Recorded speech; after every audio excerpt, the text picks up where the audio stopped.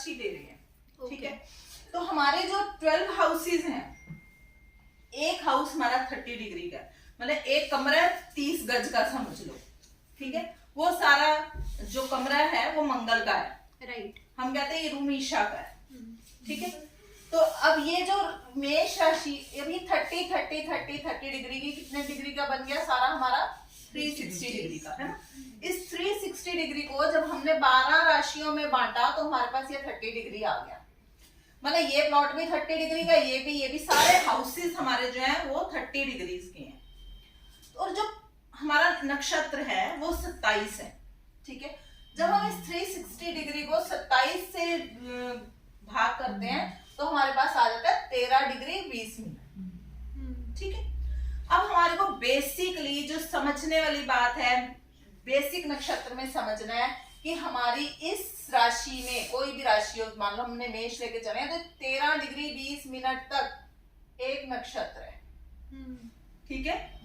अगले 13 degree 20 minute तक दूसरा नक्षत्र है, और जो तीसरा नक्षत्र है उसके लिए हमारे पास बची 6 डिग्री सिर्फ, वो आगे जाएगी। 6 डिग्री बची कि 3 डिग्री 20 मिनट बची? मैं गलत बोलूंगी तो ठीक करो। ठीक है, ठीक है। 3 डिग्री 20, 26 40 हो गए, 3 डिग्री 20 मिनट बचे हैं। हाँ, 3 डिग्री 20 मिनट बचे हैं, 360 मतलब 13 डिग्री 20 मिनट यहाँ, 13 डिग्री 20 मिनट यहाँ, तो ये 26 डिग्री 40 मिनट हो गए। हमारे पास सारी है ये 30 डिग्री, ठीक है। 30 डिग्री में से 26 डिग्री 40 मिनट चले गए हैं, तो हमारे पास अब 3 डिग्री 20 मिनट बचे। मतलब इस रूम में एक ही रूम ईशा का है, बट हम इसमें क्या कर रहे हैं कि मैं भी आ गई हूँ कि ईशा इतना मुझे दे दे, उसके बाद वंदना जी आ गई कि हम मुझे इतना दे दो, और समता के लिए थोड़ा कम बचा तो समता ने वो दीवार तोड़ के बाकी तो वो उधर ले लिया। वो भाई मेरे को भी 13 डिग्री 20 मिनट चाहिए, मैं तो लिखवा के लाई हूँ कि मेरे को 13 डिग्री 20 मिनट रैंक पे दे दिया मैंने अपनी नोट। हाँ, तो अब ये इस तरीके से अब यहाँ पे आ गया अश्वनी, भरनी, कृतिका। अब कृतिका को है 3 डिग्री 20 मिनट मिला, तो कृतिका बाकी का 10 डिग्री इधर लेगा, राइट। मतलब जो कृतिका नक्षत्र है वो थोड़ा सा मेष राशि में है, बाकी वो वृष में चला गया, राइट। इसी तरीके से सारे के सारे नक्षत्र ऐसे ही घूमेंगे, ठीक है। इस तरह से सारे नक्षत्र घूमेंगे। अब हमें नक्षत्र को इसमें कैसे देखना, कैसे कि क्या देखें? मेष राशि है, मेष मान लो वहां जाए 12 वो भी ऐसे ही होगा, सेम होगा। 12 शुरू होएगी, लगन से शुरू होएगी। नहीं शुरू होएगी, जहां मेष लिखा है वही अश्विनी नक्षत्र आएगा, वही आएगा ना। तो फर्स्ट नक्षत्र जो है 27 नक्षत्रों में से पहला नक्षत्र अश्विनी नक्षत्र है, ठीक है। और अश्विनी नक्षत्र का स्वामी है केतु, ठीक है। तो 13 डिग्री 20, कोई भी प्लैनेट अगर आपकी मेष राशि में बैठा है 13 डिग्री 20 मिनट तक, वो केतु मान लो कि यहाँ पर हमारा शुक्र बैठा है जो 10 डिग्री, तो वो ऑटोमेटिकली हमें समझ जाना चाहिए कि ये जो है ये केतु के नक्षत्र में, मतलब अश्विनी नक्षत्र में है। अब इस राशि का स्वामी मंगल और अश्विनी नक्षत्र का स्वामी केतु। अब हमें क्या समझना है, अश्विनी नक्षत्र जो है उसका स्वामी केतु है, बट उसका जो डेटी है वो कौन है? अश्विनी कुमार। अश्विनी कुमार कौन है? वो होता है ना कि जो मेडिकल से रिलेटेड है उनकी, बताती हूँ आपको, वो तो आपकी बात बिल्कुल ठीक है। अब यहाँ पर क्या है कि जो सूर्य देव थे उनकी जो वाइफ थी संजना, ठीक है, वो बहुत परेशान थी। सूर्य देव इतने ज्यादा तेज, उनका तेज इतना ज्यादा था, उनकी जो वार्मथ थी इतनी ज्यादा थी कि वो सहन नहीं कर पाती थी। तो वो अपने जाती है अपने फादर के पास और वो कहते हैं कि भाई इनके साथ तो मैं नहीं रह सकती, बहुत ज्यादा गर्मी है, मैं सहन नहीं कर सकती, मैं मर जाऊंगी। तो पिता ने कहा कि नहीं, अब तो तू तेरी शादी हो गई, तू वहीं जा, तू मर या जो भी होगा तेरा, अब वो तेरी डेस्टिनी है। अब हम ना जुगाड़ लड़ाते हैं, फिर हम सोचते हैं कि क्या करें, जब हमें कोई दिक्कत आती है और कहीं से कोई सहारा नहीं मिलता तो हम लोग जुगाड़ लड़ाते हैं। तो संजना ने क्या किया, उन्होंने भी एक जुगाड़ लड़ाया कि उन्होंने अपनी छाया को निकाला, छाया को बोला तू यहाँ रह, क्योंकि छाया तो छाया है, छाया के ऊपर तो कोई ताप नहीं लगता ना, छाया तो ना जलती है, ना कटती है, ना भीगती है।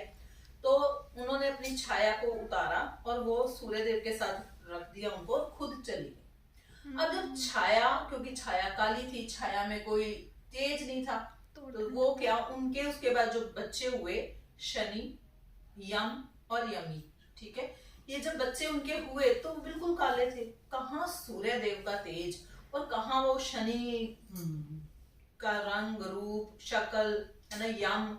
तो जब वो एक के बाद एक ऐसे बच्चे हुए तो सूर्य देव को लगा एक बार कि क्या चक्कर क्या है, ये मेरे बच्चे नहीं हो सकते। तो उन्होंने संजना को पकड़ लिया कि भाई बताइए किसके बच्चे हैं, मेरे बच्चे तो ये नहीं हो सकते। देख एक हो गया, बाई चांस हो सकता है, दूसरा तीसरा, ही सारे बच्चे मेरे ऐसे काले से और अजीब से कुरूप से कैसे हो सकते हैं। तो अब छाया डर गई और फिर छाया ने सारी बात बता दी कि मैं संजना की छाया हूँ, और क्योंकि छाया में कोई तेज नहीं होता, कोई ओज नहीं होता, तो इसलिए बच्चे ऐसे हो रहे हैं। तो अब सूर्य देव को बड़ा धक्का लगा, बड़ा बुरा लगा कि मेरे कारण, मेरे तेज के कारण वो मेरे को छोड़ के चली गई। तो वो ब्रह्मांड में घूमने लगी ढूंढने के लिए। अब जो संजना थी उन्होंने अपना रूप बदल लिया, वो एज अ संजना तो इधर उधर घूम नहीं सकती थी, तो उन्होंने एक जो रूप लिया ना वो अश्व रूप ले लिया, मतलब घोड़ी का रूप लेके वो जंगलों में विचरण करने लगी। अब सूर्य देव भी सूर्य देव है एक्चुअली, उन्होंने जब उसको देखा तो जान लिया कि ये तो संजना है। तो सोचते हैं कि अब मैं कैसे इसके पास जाऊं, अब फिर मैं इतने तेज के साथ इसके पास जाऊंगा तो यहाँ से भी भाग जाएगी।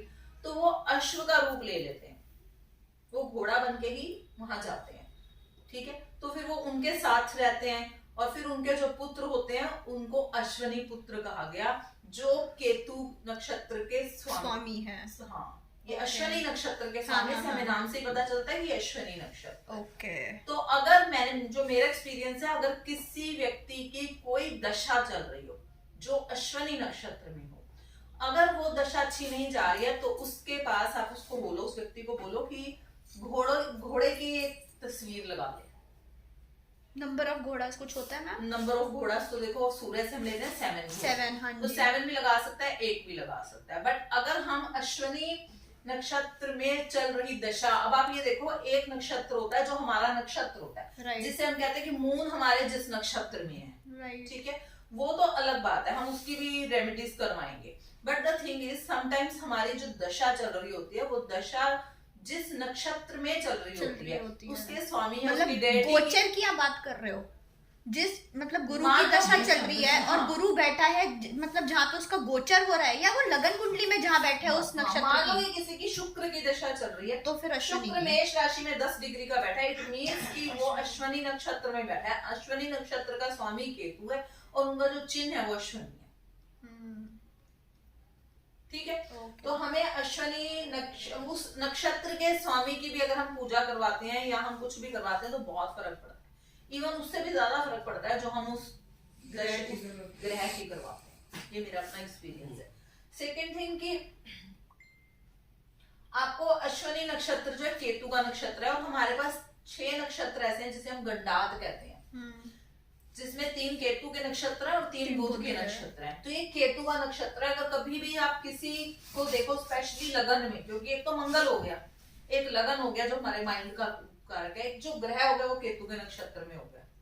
तो अगर आप इन सबको आप आपस में मिला दो तो जरूर 101% उस व्यक्ति को हेड से रिलेटेड कोई प्रॉब्लम होगी। अब प्रॉब्लम बड़ी होगी या कम होगी डिपेंड्स ऑन मार्स। हाँ जी, लगन अगर कोई जो केतु है ना, केतु के जितने भी नक्षत्र हैं और बुध के जितने भी नक्षत्र हैं उनको गंडात नक्षत्र कहा जाता है, ठीक है। एक तो वो गंडमूल से it is different from that गंडमूल।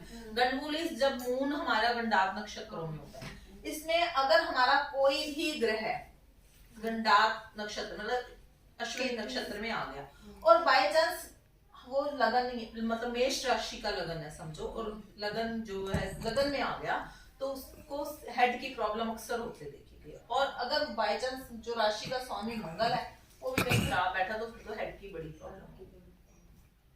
नहीं तो मेष राशि केतु में अगर उसकी कोई अश्विनी नक्षत्र में कोई ग्रह है उससे रिलेटेड कोई मेडिकल प्रॉब्लम हो सकती है, हेड से रिलेटेड कोई प्रॉब्लम हो सकती है अगर उसमें कोई ग्रह उसकी दशा आ गई है तो।